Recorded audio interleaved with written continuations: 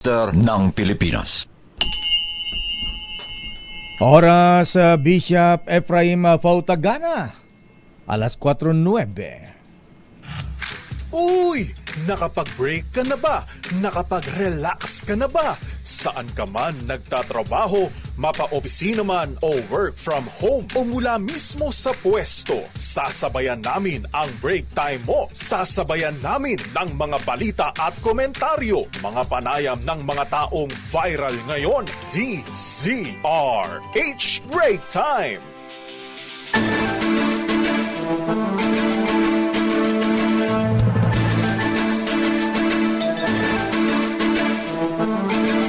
Magandang hapon Pilipinas.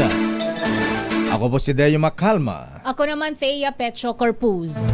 At narito ang headlines ng ating mabalita ngayong araw ng Huwebes at 17 ng buwan ng Oktubre. Dating Pangulong Digong Duterte naisa parapin sa Committee of the Whole ng Senado, hindi lamang ang komite ni Senator Bato de la Rosa. PNP at NBI sanipuwersa sa investigasyon sa Wesley Barayuga murder case. Hirit naman ng house at hospital arrest para kay Pastor Apollo Kibuloy. Ibinasura ng korte. Abogado ni Apollo Kibuloy at 12 iba pa kinasuhan ng sedisyon ng PNP-CIDG. 45 OFWs mula sa Lebanon parating ngayong araw. Mahigit 400 na ang nakabalik sa Pilipinas ayon sa Department of Migrant Workers. Pangulong BBM at dating Vice President Leni nagkamay sa Sorsogon Sports Event. Wow! Wala ba tayong picture dyan? Wala bang beso-beso man lang? Consolidation naman ng mga PUB para sa modernization. Muling binuksan hanggang November 29. 17 Chinese nationals na inaresto sa Tagaytay na inquest kinasuhan ng PNP. Samantala, mahigit 1,000 pulis sa Maynila ikakalat sa mga libingan sa Ligtas Undas sa 2024. Bulkang Taal nagkaroon muli ng phreatic eruption. Tumagal ng 5 hanggang 7 minuto ayon yan sa PHIVOLCS. Ay pa rin tumigil ang Taal. Ay pa rin kumalma. Ayan. At eto, Miss Thea, malungkot ako. Ayan. Dahil yung isang hinahangaan ko sa, alam mo naman ako, fan ako ng One Direction. Ayan. Ikaw din. Hindi ako actually si Attorney Cam ang una kong naisip nung nalaman ko ang balita dahil yan ang pinaka-idol niya sa 1B. Namatay na pala si Liam Payne. Ayan. Adik pala yan. Sa alcohol. Ayan. Oo, lakay. Meron siyang AA. At ngayon sa detalye ng ating mga balita. Isusulong ni Senator Rizon Tiveros na dapat Committee of the Whole ng Senado ang mag-imbestiga ng issue ng extrajudicial killings at war on drugs ng nakalipas na Duterte administration. Ito ang hirit ngayon ni Senator Hontiveros matapos ipahayag ni Senator Ronald Bato de la Rosa na magkaroon din ng kalintual na investigasyon sa Senado ang isinasagawa sa House Quad Committee. Ay kay Hontiveros, mas mainganyong tumestigo ang mga survivor ng war on drugs kung lahat ng mga senador ang mag-iimbestiga at hindi lamang ang committee ni Senator Bato de la Rosa na Committee on Public Order and Illegal Drugs. Magugunitang maraming mambabatas ang nagtaasan ng kilay ng sabi ni Senator Bato na pangunahan niya ang investigasyon. Gayong kasama siya sa idinidin bilang arkitekto ng war on drugs.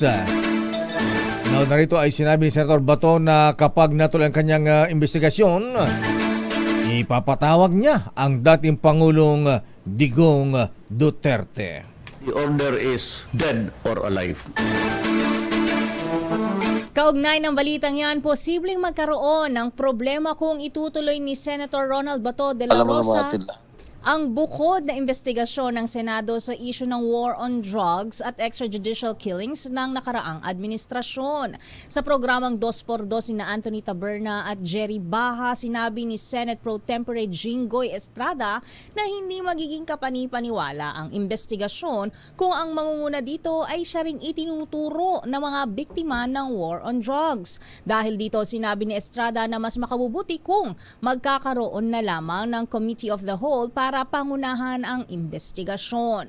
Kung hindi naman anya magkakaroon ng Committee of the Whole, maaari umanong magkaroon ng subcommittee kung saan ibang senador ang magpe-preside ng pagdinig imbes na si Senator Bato. Narito ang naging pahayag ni Senator Estrada. Alam mo naman natin lahat na kalyado ni Senator Bato, ni Senator Bongo, si dating Pangulong Duterte. Baka magkaroon ng kulay at baka sabihin ng ibang tao na hindi ka panipaniwala yung hearing. Dahil nga, siyempre, may bahid na ng bias. Samantala, naniniwala naman si Senator Amy Marcos na makabubuting dahil na lamang sa korte ang mga nakalap na ebidensya sa investigasyon ng Quad Committee hinggil sa war on drugs ng Duterte administration. Sinabi ni Senator Marcos matapos sabi ni Senator Bato de la Rosa na magsasagawa ng sariling pagdinig ang kanyang komite sa Senado. Sinabi ni Senator Amy na kinakabahan umano siya na matawag itong self-serving dahil kabilang si Senator Bato na sa nagpatupad ng war on drugs at siya ay gusto rin imbestigahan ng Quad Committee ng Kongreso at siya pa rin ang chairman ng Senate Committee on Public Order. Ipinaalala rin ni Marcos na ang pagdinig ng dalawang kapulangan ng Kongreso ay in aid of legislation. Narito si Senator Amy Marcos. Kasi gusto ko talaga na mapunta na sa hudikatura sa lalong madaling panahon. Kasi kung tutuusin, ang tagal-tagal na nito, ang bagal-bagal. Yun na nga yung dinadaing natin na sana kung may mga pulis, may mga general, may mga opisyal na talagang nagsala, abay, parusahan na yan para hindi na tayo ipasukin ng mga ICC na yan at kung sino-sino pa. E di mas maigi sana kung mas mabilis yung hustisya sa atin, e di hindi na nakialam yung kung sino-sino. Ang bagal kasi, yan ang problema. Samantala, Toto, tanggi naman si Senator Ronald Bato de la Rosa na may alam siya sa reward system ng panahon ng kanilang ipinatupad ang madugong war on drugs ng Duterte administration. Pero kung mayroon man umanong nangyaring bigayan ng pabuya ay posibleng ginawa ito ng palihim. Ito ay tugon niya sa alegasyon sa hearing ng House Quad Committee na si Senator Christopher Bongo ang namimigay ng reward money ng siya pa ang Special Assistant to the President. Ngunit inamin ni De La Rosa na nang siya ay ang Chief PNP ay pinabibigyan ni dating Pangulong Rodrigo Duterte ng allowance ang mga regional directors pagkatapos ng kanilang command conference. Hindi umano ito reward kundi pamalit sa gastos ng mga regional directors sa kanilang biyahe patungong Metro Manila. Giit ni De La Rosa, walang nangyayaring bigayan ng reward money dahil walang pondo para dito at hindi dapat magkaroon ng ganitong sistema dahil trabaho naman talaga ng mga pulis na linisin ang ating mga komunidad sa impluwensya ng illegal na droga. Samantala, inaasang maglalabas na ng partial result at rekomendasyon ang House Quad Committee sa darating October 22 kaugnay ng isinasagawang investigasyon sa extrajudicial killings ng nakalipas na administrasyon. Sa panayam ng damdaming bayan, sinabi ni Deputy Minority Leader Congresswoman Franz Castro na marami pang impormasyon ang isisiwalat sa susunod na mga pagdinig. Marami pa niyang pamilya na biktima ng EJK ang dumudulog sa Quad Committee ng Kongreso. Samantala, oras namang may mapatunayang may sala ang mga idinidiin sa pagdinig, irerekomenda ng komite na magsampa ng kasong kriminal laban sa kanila. Narito si Congresswoman Castro. Kung mapapatunayan po ng mga ebidensya, mga data na nasa amin po sa Quadcom, ay magre-rekomenda kami ng criminal cases against kay President Duterte at kay Senator Bato.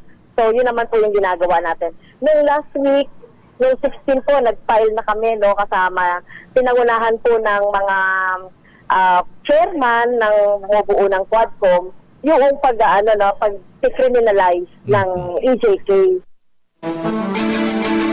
Samantala, nanawagan si House Minority Leader Marcelino Libanan sa mga ahensya ng gobyerno na bigyan ng sapat na proteksyon at seguridad ang mga key witness sa Quad Committee ng Kamara. Ayon kay Libanan, sila anya ay naglahad ng mga testimonya lalo na sa kontrobersiya sa war on drugs ng nagdaang administrasyon, kaya't mahalaga na mabigyan ng seguridad ang mga resource person. Dagdag pa niya, ang pagbibigay ng protective services ay maaaring maghikaya sa iba pa na tumestigo kaugnay sa ginagawang investigasyon. Una nang sinabi ng Quad Committee na ang paglalagay sa Witness Protection Program ng naturang mga testigo ay nakabatay sa requirements ng Department of Justice. Babalikan natin ang lampang detalye na ating mga balita. Aba, ang dating magkalaban ng nakalipas na presidential elections, Pangulong Marcos at dating Vice President Leni Robredo, abay nagkita kanina sa Sorsogon at sila ay nagkamayan. Ano ba tayong video dyan? Ayan. Matagal ba yung kamayan nila? Ha? Yung magkamayan nila ay nagka-eyeball to eyeball ba sila? Ayan. Nag-rubbing elbows din ba? Ayan. At alabang beso-beso man lang. Chik-chik. Walang beso-beso. Wala daw beso-beso. Sayang naman. Sino ba pagka beso-beso ba ngayon? Sino ba dapat mauna? Yung babae, lalaki? Babae dapat nag-i-initiate sa ganyan. Babae ba? Pangit ba pagka lalaki mag-initiate? Ha? Parang arrogante kapag ganun ba? Very ungentleman. Samantala, naku, yung abogado ni Pastor Apollo Kibuloy na si Attorney Israelito Torion, abay inireklamo ng sedition at inciting to sedition. Samantala, ang PNP at NBI, magsasagawa ng joint investigation kaugnay sa pagpaslang kay dating PCSO Officer Retired General Wesley Barayuga. Gusto ito ng PMA Class 83. At 17 Chinese nationals na inaresto sa Tagaytay na inquest na kinasuhan ng PNP. At ang bulkang Taal, nag-aalburuto na naman. Nagkaroon naman ng phreatic eruption at tumagal ng 7 minutos ayon sa PHIVOLCS. Ang detalye mabalitang yan sa ating pagbabalik sa ating palatuntunang Break Time. RH Break Time. Oras, Hermana Rosie Sarangaya, Mr. Cesar Lee, Mr. Michael is my guy. Alas 4:23. Soul Music. Ang kaya ibigay sa'yo, kundi Christmas card. Pero di bale, andito naman ako, di ba? Mas mahal mo ako kaysa sa Christmas card, di ba? Pero meron pa akong isang regalo sa'yo. Ibubulong ko sa'yo. Do you know that I love you very, very much?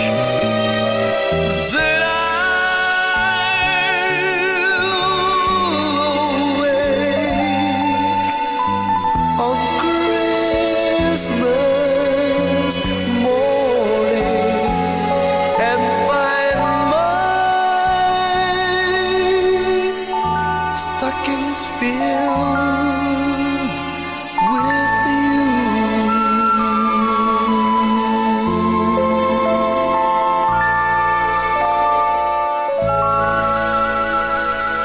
Merry Christmas, Ninang Thea. Baligtaran na lakay.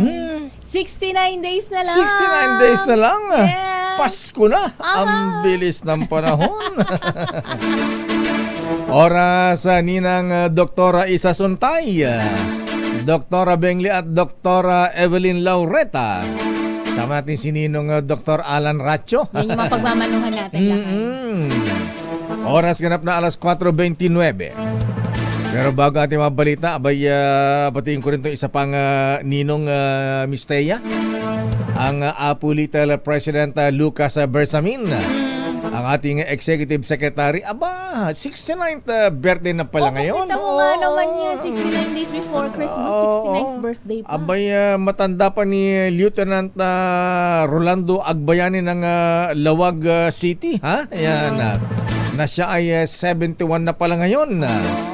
Naragsakan pa nagkasangay Apo Roland Agbayani ng Lawag Riverside, Lawag City, Ilocos Norte, mula kay Wilson Fernandez. At happy birthday din oy mga brethren ayan sa mga nobles ng Imperial Bagwis si Bats Noble Bats General Alex Balutan ay birthday pala ngayon. At binabati rin ng PMA Class 1983. Happy birthday Kuyang General Alex Balutan. Laba tayo dyan. At si Sister Judge Luchi Dakuan. Binabati ng mga brothers sa TLK, Tao Lambda Kappa Fraternity. At happy birthday din kay General Rodel Sermonia at Kuyang June Kusing. Happy birthday. At ipapabot din natin ating pakiramay Miss Thea sa teka muna, happy birthday din nga po. Kala ko birthday ito, hindi pala. Ipinabot natin ating pakiramay sa pagyaon ni hindi si One Direction. Isama na natin. Oo. Si Liam Payne. Ano ba ang pronunciation itong pangalan niya? Liam Payne. Batang-bata pala, 31 years old ng One Direction. Alcoholic pala itong batang ito. Ayan. At mga brethren, pinapabuti natin ating pakiramay sa mga taga TM Calao Masonic Class number 136. Nagpapabot ng pakiramay sa pagyao naman ng buting na ni Kuyang Sergeant Jack Barlis. Our condolences, Kuyang Jack Barlis. Samantala sa ating ready na ba ang mga reports? Ito na, sige pa, tingnan nga natin yung pagkikita ng dating magkalaban sa pagka-presidente ang Pangulong Bongbong Marcos at dating Vice President Leni Robredo. Nagkita kanina sa inauguration ng Coliseum sa Sorsogon. Napakalaking sports complex na ala Coliseum sa Italy. At ang sabi ni D. Butler, Senate President Chis D. Butler Escudero, ang pagkikita at pagkakamayan ng Pangulong Marcos at dating VP Leni ay napaka-symbolic. Symbolic.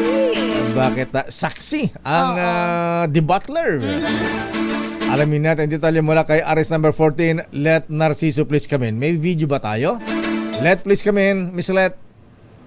Lakay, Miss Thea, kahit nagbatian lang at nagkamayan sina Pangulong Ferdinand Marcos Jr. at dating Vice President Leni Robredo nang magkita sandali nga kanina. Nagbeso-beso yata. Iba yung kabeso, Lakay. Yung naka-orange, hindi yan. Hindi ba yan? Asan si Vice Leni? Ayun yung merong print sa harapan. Akala ko siya na yan eh. Ayan. Asan? RHTV i-replay nga. Naka-white siya Lakay. Ayun. Uy, masarap ng ngiti nila pareho. Sabi, hi. BFF na tayo, ha? Bati-bati na. Kaya lang, ba't naman ganun yung nila, yung kamayan nila? Parang ang layo-layo naman. Oo. Pero baka sa angle lang Lakay. Ganun ba? Pero ang sarap ng ngiti. Parang Parang peace be with you yung unang sinabi sa isa't isa lahat. Parang ayaw nilang magkalapit sa isa't isa, ha? Ayan. Talagang ano yung kamay, parang abot kamay lang. Oo. Abot kamay, oo. Okay, proceed, Miss Letta. Lakay, kahit nga nagbatian lang at nagkamayan sina Pangulong Ferdinand Marcos Jr. at dating Vice President Leni Robredo na magkita sa Sorsogon kanina, naniniwala si Senate President Cheese Escudero na unang hakbang ito sa paghilom ng sugat. Ayon kay Escudero, politikal at hindi naman personal ang hindi nila pagkakaunawaan o pagkakaiba ng pananaw, kaya mas madali itong maaayos. Para sa Senate President, symbolic ang pagkikitang ito, hindi lang ni na PBBM at VP Leni, kundi nilang tatlo na naging magkakalaban sa vice presidential race noong 2016. Narito si Senate President Escudero. So kaming tatlo actually may kasaysayan. Para sa akin symbolic yun dahil sa sports arena kami nagkasama-sama, an odd trio, di ba? At siguro magandang pagpulutan ng aral ng mga politiko yung nangyari pa sa Sports Coliseum ng Sorsogon. Ika nga, sa karera ng politika, alalahanin natin yung pagiging sportsman, yung pagsunod sa rules and regulations, at yung pagtanggap ng maluwag kung sino ang magwawagi, mananalo ng medalya man o sa kasong ito sa halalan. Ayun. Binanggit ni Escudero na dapat talaga ay magkakasama sila sa stage sa inaugurasyon ng Sorsogon Sports Arena. O bakit? Pero umalis niya ng maaga si VP Leni dahil may hinahabol itong appointment sa Naga City. Narito muli si Senator Escudero. Well, originally as planned, sasama siya saglit sa stage at mapapanood din niya yung synchronized dancing na hinanda ng gobernador. Magkakatabi dapat kaming lahat. Pero nahuli siya sa kanyang susunod na appointment sa Naga dahil nga tumatakbo na siya bilang mayor at may event yata sa kanilang bishop sa cathedral na hindi daw siya pwedeng mahuli. In fact, inintay lamang talaga niya na dumating si Pangulong Marcos bago siya tuluyan tumulak pabalik na Naga. Wala naman siyang aeroplano o chopper, so kotse lang siya. So mga 3 oras yun eh. Pero Yun lang kaya. Wala nagpahiram? ilang minutes lang sila nagkasama sa stage, Miss Letta. Hindi sila nagkasama sa stage. backstage. Diba? Sa lubong na yun, nagkamay, yun na yun. So parang Sergio Mendes and Brazil 77 lang. Hello Hi and bye. Hello and goodbye. Oo. Oo, ganun lang lakay. Pero tama si Sabi ni... tama si Senator Butler, ha? Ayan, di Butler, ha? Symbolic at tama yan. Ayan, peacemaker ang ating Senate President. Tama. At siguro, Mr. Senate President, isunod mo na rin, ha? Ayan, baka pwede mo rin pagbatiin ang Pangulong Marcos at dating Pangulong Digong. Kubo. Kakayanin kaya yan?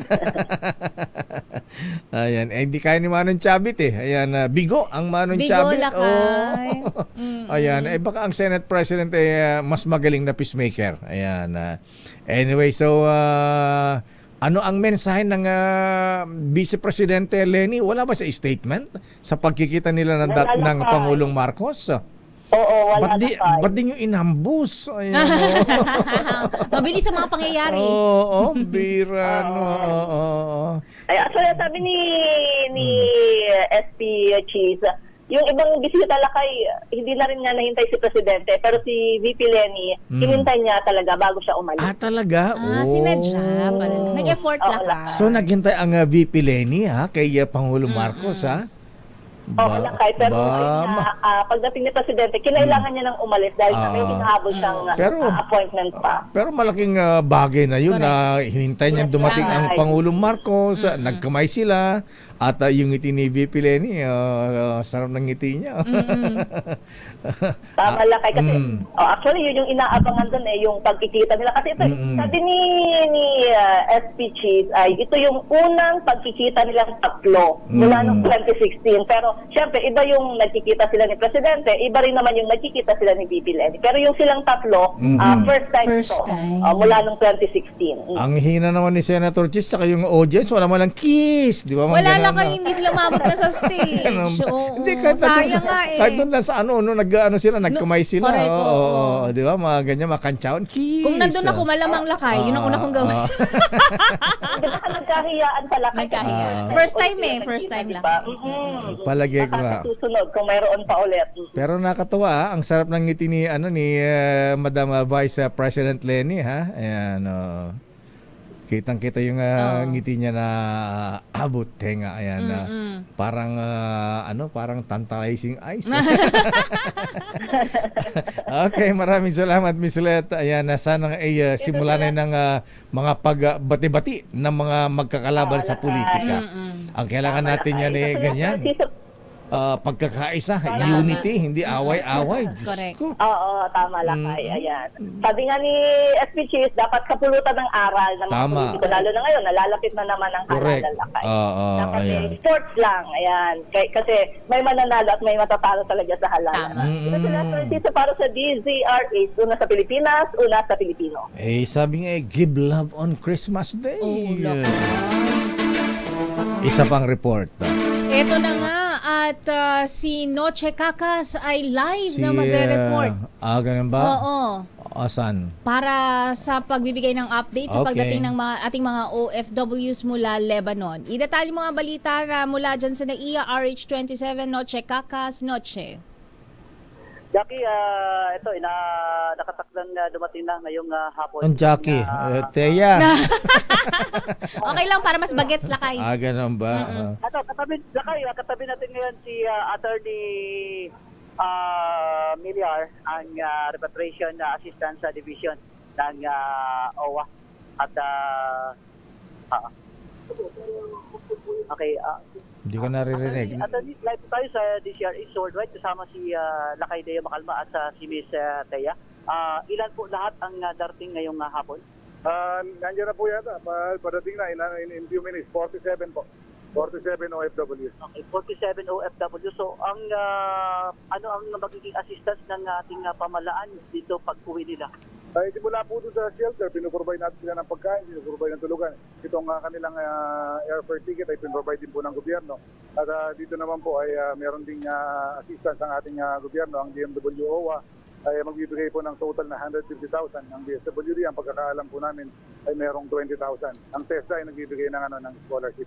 At ang OWA po ay magbibigay ng hotel at kanilang tutulugan ngayong gabi hanggang sa kanilang flight going to their provinces ay mabook na, to-provide po rin natin sila ng pagkain. So mga ilang repatriates pa na dapat nating pauwiin na attorney? Marami po, yung 199, yun yung may book flight. Tapos yung may mga naiwan pa doon, wala? Marami po, meron tayong 128 at shelter. 128 sa Lebanon, ano? Lakay si Attorney Miliar. Attorney Miliar po. Attorney Miliar, sir, ayan na. Marami po ba mga kababayan tayong ayaw umalis sa Lebanon? Wala po kaming impormasyon na ang marami po yung hindi po natin abot pa ng ng ating programa na sila ay hikayatin na umuwi at samantalahin nila yung programa ng gobyerno na mauwiin sila na under voluntary repatriation. Anong sinakyan nila, sir? Chartered flight o military plane? Commercial flight. Commercial flight. White Airlines. Ayan na. Okay, Attorney Miliar, sir, maraming salamat. Magandang hapon po sa inyo. Thank you.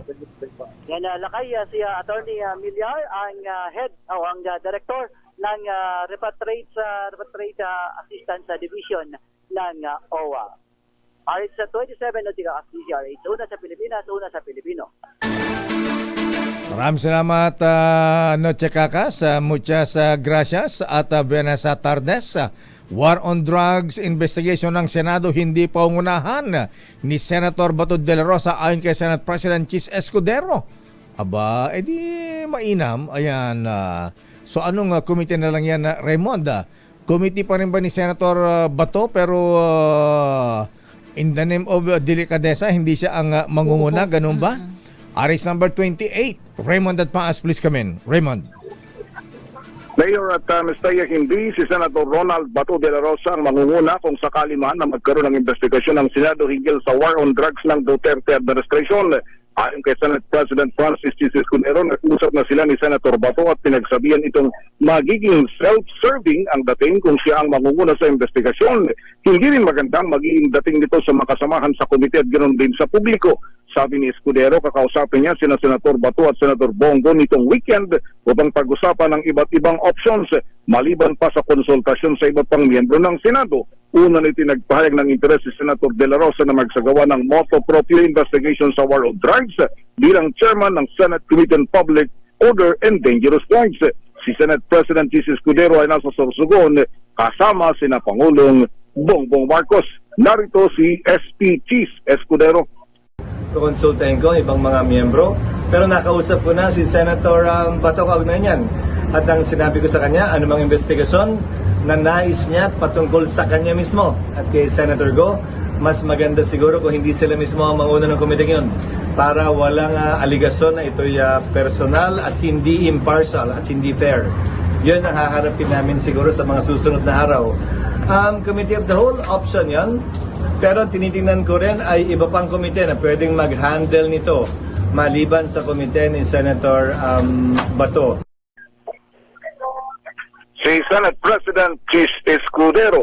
Ito si RH28 Raymond at So, Raymond, una sa Pilipino. Raymond, paano yung mungkahing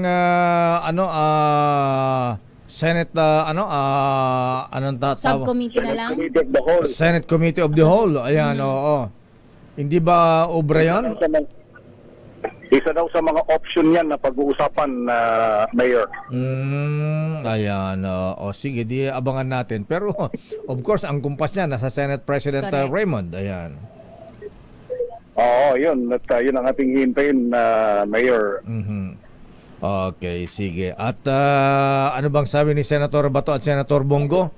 Pagka yung committee ba ni Senator Bato ang hahawak, talagang haharap ang dating Pangulong Digong? Ang sabi ni Senator Bato, Mayor, ay mas komportable daw si Pangulong Digong sa Senado kaysa sa House of Representatives. Oo nga, kasi sa Quad Committee mukhang walang kakampi Dito sa Senado, dalawa ang kakampi. Di ba? Kahit paano may dalawa. Kahit paano, merong magtatanggol sa kanya. Doon sa Quad Committee mukhang wala.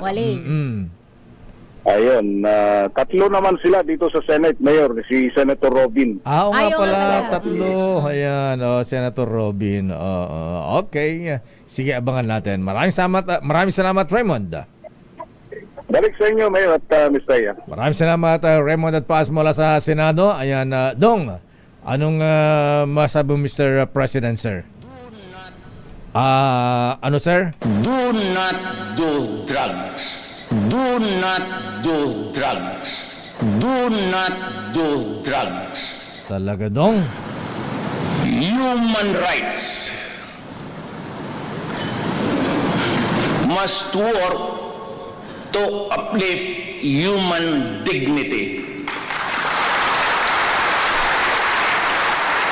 But human rights cannot be used as a shield or an excuse to destroy the country.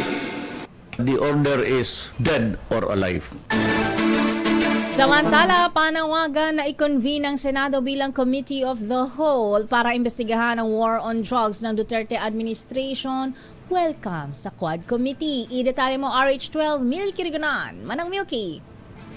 Kaya Sakay, welcome at suportado na mga leader ng Quad Committee ang plano na i-convene ang Senado bilang Committee of the Whole para imbestigahan ang issue ng extrajudicial killings ng nagdaang Duterte administration. Pero nilinaw ni Surigao del Norte Representative Robert A. Barbers, tagapamuno ng Quadcom, hindi dapat kasama sa hearing si Senator Ronald Bato de la Rosa dahil maliwanag na ito ay conflict of interest. D.T. Barbers, hindi pwedeng si Senator Bato mismo ang mamuno sa investigasyon dahil siya ang nasa sentro na napapatupad ng kampanya at salit siyang dapat magbigay ng mga kasagutan at hindi siya ang karapat-dapat mag-lead ng investigation. Ayon kay Barbers, suportado lang ang panawagan ni Senator Risa Hontiveros dahil ibig sabihin ito na iisang layunin ng Kamara at Senado na mapanagot ang mga nasa likod ng EJK. Paliwanag ni Barbers, ang Senate Committee of the Whole na pinamumunuan ni Senate President Francis Cheese Escudero ay may kakayahan na papanagutin ang mga nasa likod ng drug war kahit na ang pinakamataas pang mga opisyal ng gobyerno. Tanong naman ni Gabriela Women's Party List Representative Arlene Brosas, sino raw ba ang iimbestigahan ni Senator Bato? Kundi ang sarili niya, Ako si Neil Greguna, nagulat para sa DCRH, una sa Pilipinas, una sa Pilipino. Maraming salamat, Manang Milky. Pero may sinabi ang dating Pangulo, let us not hate each other. Then in God's name, let us not hate each other too much. So it was said,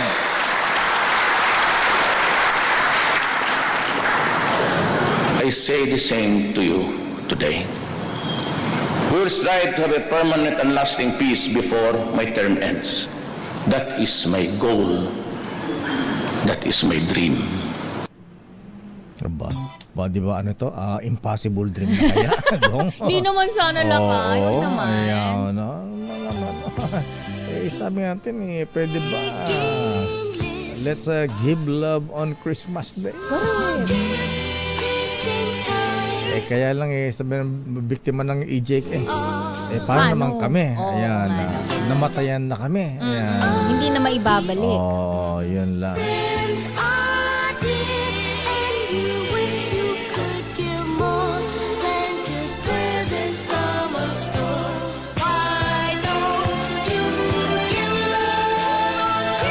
Love, Ninang Teya. Standby, Edniel Parosa. Wow. Abay, mga pulis na may kamag-anak na kakandidato sa 2025. Abay, ililipat ng eleksyon. Ayan. Ililipat na eleksyon. Ililipat na assignment. Ayan. Okay naman, dapat lang. Standby, Edniel Parosa. Standby, Kristan Karag. Oras, Miss Teya. Ganap ng alas 4:49. Samantala, balikan natin ang ating mga balita. Mahigit 1,000 pulis na may kamag-anak na kakandidato sa 2025 elections ililipat ng kanilang assignment. RH number 52. Edniel Parosa, please come in. Edniel. Lakay at Bisdeya, natukoy na nga ng Philippine National Police ang mga tauhan nitong may kaanak na tatakbo sa halalan ng susunod na taon. Ayon kay PNP spokesperson, Police Brigadier General Jean Fajardo, ang samantalang aalisin sa area of assignment ang 1,586 na pulis. Sila ang mga pulis na umaming may hanggang 4th degree na kamag-anak na nag-file ng Certificate of Candidacy para sa 2025 local at midterm elections.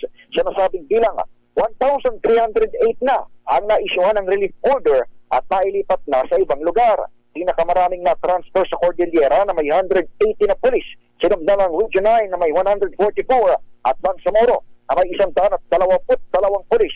Pakinggan natin si General Fajardo. Meron pa po natitira na 278 but the DPRM inform us that if not today, tomorrow, probably early next week, ay lalabas po yung mga orders po nila. Karaniwan ang isinasagawa ng PNP ang akbang para hindi ma-impluwensya ng democratic process. Nagbabala naman si Fajardo na maaring maharap sa dismissal ang mga pulis na hindi tatalima sa polisiya. Ito si Edniel Parosa, nagulat para sa DZRH. Una sa Pilipinas, una sa Pilipino. Samantala, tinabla ng korte ang hirit na house at hospital arrest ni Kingdom of Jesus Christ leader Pastor Apollo Kibuloy. Ibinasura ng Pasig City RTC ang hiling matapos ang pre-trial sa kasong qualified human trafficking. Tumanggi naman ang abogado ni Kibuloy na si Attorney Israelito Torreon na banggitin ang dahilan kung bakit tinabla ang kanilang kahilingan. Pero maghahain umano sila ng motion for reconsideration sa paniniwalang may basehang medikal si Kibuloy para hindi maipiit sa regular na bilangguan. Si Kibuloy ay ipinaaresto ng Pasig Court dahil sa non-bailable na kasong may kaugnayan sa kanya umanong pang-aabuso sa ilang miyembro ng Kingdom of Jesus Christ. Samantala, inireklamo ng sedition at inciting to sedition ng PNP-CIDG ang abogado ni Pastor Apollo Kibuloy na si Attorney Israelito Torreon at mahigit 12 iba pa. Ito'y kaugnay sa ginawang pagharang noon ng mga miyembro ng Kingdom of Jesus Christ noong Agosto sa tangkang pag-aresto ng mga pulis kay Pastor Kibuloy. Kasama rin sa inireklamo ng PNP-CIDG Sa panguna ni Brigadier General Nicolas Torre, ang iba pang leader ng Kingdom of Jesus Christ na sina Eleanor Cardona, Carlo Catiil, Jeffrey Celis, dating spokesperson ng NTF-ELCAC na si Lorraine Badoy. Samantala ang NBI at PNP ay magsasagawan ng joint investigation kaugnay sa pananambang pagpatay noon kay dating PCSO Board Secretary, retired General Wesley Barayuga ng PMA Class 1983. Ayon kay PNP CIDG Chief General Nicolas Torre, ito ay batay sa utos ni Justice Secretary Jesus Crispin Remulla. Ito nga buwan ng Setyembre lamang ay muling pinabuksan ni PNP Chief General Romel Marbil ang investigasyon sa pagkamatay ni General Barayuga. Ito'y kasunod ng testimonya ni Police Lieutenant Colonel Santi Mendoza ng PNP PDEG at Police Informant Nelson Mariano na si dating PCSO General Manager Royina Garma at Napolcom Commissioner Edilberto Leonardo ang nag-utos para patayin si General Barayuga. Samantala, isinailalim sa inquest proceedings ang 17 Chinese nationals na inaresto ng NBI sa isang operasyon sa Tagaytay City. Ayon sa NBI, reklamong paglabag sa Anti-Trafficking in Person Act at forgery o pamemeke gamit ang computer ang isinampa laban sa kanila. Nag-ugat sa sumbong ng isa ring Chinese na tinotorture, illegal na ikinulong at pinuwersang magtrabaho ang kaibigan niyang Chino din. Matapos ang operasyon, natuklasan ng NBI ang operasyon ng Scam Hub kung saan kabilang sa mga modus ang romance o love scam. Sa pag-ibig ay may scam. Oo, lakas. Ang gogo yun. Oo. Ayun, si Senate President pala. Abay, magaling din ang gesture talaga ni Vice President Leni Robredo, ha? Abay, inimbitahan pala ni Senate President Cheese Di Butler Escudero ang dating Vice Presidente Leni, ha? Para samahan siya at i-welcome. Ayun, invited guest pala. Para i-welcome ang Pangulong Bongbong Marcos sa ngalan ng mga taga Bicol Region. Aba, sports ang VP Leni, ha? Ayan. Kung iba dyan, ayoko nga. Bakit? Sima siya. Hindi naman kami bate. Ayan. Pero ayan, napakagandang gesture mahabigan ng Vice Presidente. At sinisilip na ng task force ng COMELEC ang tinatawag nilang unusual na mass migration ng mga botante. Tulad sa mga nangyayari ngayon sa Cagayan de Oro at Nueva Ecija. Ala, bakit? Para ba ma-flying voters kaagad? Ito ang sinabi ni COMELEC Chairman Boy George Garcia matapos matukoy na 40% ng mga botante sa ilang lugar ang lumipat sa ibang bayan ngayong nalalapit ang eleksyon. Ang kay Chairman Garcia, bagamat merong right to travel at liberty of abode, nakapagtataka na biglaan ang paglipat ng bulto-bulto mga botante sa iba't ibang mga lugar tulad sa nangyari sa Cagayan de Oro at Nueva Ecija. Narito si Chairman Garcia. Alam niyo po, okay lang naman na lumipat ang mga tao. Wala naman pong pagbabawal dyan because meron tayo sa Constitution na right to travel. Diba? The right to travel and the right to the liberty of the abode. Kaya lang, nakakapagtaka kung bakit 40% ang bigla na lamang increase ng bilang ng mga botante doon o nag-a-apply bilang botante sa isang lugar. Hindi po yun usual. Napaka-unusual po niyan. At the COMELEC would like to go to the bottom of all of this. Obvious nga naman, Chairman Boy George, ha? May binabalak na masama ang mga yan. Bulto-bulto Samantala, handa na ang Manila Police District na ilatag ang seguridad sa nalalapit na Undas 2024. Ayon kay MPD Director Arnold Thomas Ibay, nasa higit 1,000 pulis ang kanilang ide-deploy upang masiguro na walang magiging problema sa buong lungsod, lalo na ang mga magtutungo sa sementeryo. Ang mga nasabing pulis ay hindi lamang tututok sa mga pampubliko at pribadong sementeryo, kundi sa mga checkpoints. Ipakakalat rin sila sa mga istasyon ng pampublikong transportasyon, mga pasyalan, malls at iba pang matataong lugar. Ayon kay Ibay, mula sa araw ng paglilinis hanggang sa pagtatapos ng undas ay nakabantay ang mga personnel ng MPD lalo na sa Manila North at South Cemetery. Inaasahan na opisyal na milyong-milyong individual ang magtutungo sa mga sementeryo sa Maynila na ang iba ay mula pa sa kalapit na lungsod at probinsya. Ayan, sabi ni Mr. Ray Mina, ha? Ayan, at si Mr. Cesar Lee, Miss Teya, ha? Anyari. Gusto nila yung iyong curly hair. Ay! Sana maging curly din po ang ating Pasko. Magmamano ako sa kanila lakaya pag pumunta rito. 75 na ba si Chief Justice, dating Chief Justice Executive Secretary Lucas Bersamin? Ayun, pinapabata ko na nga. Ayan, good afternoon, Apo Lucas Bersamin, ha? Abay, binabati rin kayo ng mga taga Toyota Alabang, ha? Si Mr. Cesar Lee, Michael Lee, ha? Joanna at Celine Lee. At sa ating balitang sports, huwag mo kaming gugulatin na Kristan Carag, ha? Ayan, chill lang, makalma lang, huwag kang magugulat, ha? Team Asia, abante sa Reyes Cup. Kristan Carag, please come in. Kasalukuyan lang abante ang Team Asia sa kauna-unahang Reyes Cup. Pataos sa ikalawang araw ng Reyes Cup, lamang ang Team Asia 7-2 laban sa Team Europe. Magbabalik aksyon mamayang gabi ang Reyes Cup 7:30 p.m. sa Ninoy Aquino Stadium. Pinangungunahan ang Team Asia ng team captain nito na si The Magician Efren Bata Reyes. Parte rin ng Team Asia sina Filipino Cube Masters Carlo Biado at Jonahan Chua. Ito si RH53 Kristan Carag, RH, una sa Pilipinas, una sa Pilipino. Maraming salamat, Kristan Carag, at happy birthday kay birthday din pala ni Kuyang Ray Mina, ha?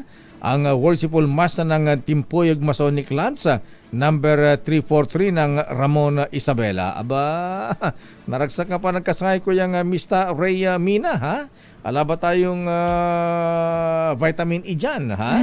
At saka pinapaitan. Ayun ang masarap. Yung kailangan natin, ha? Imas lagi guplakay.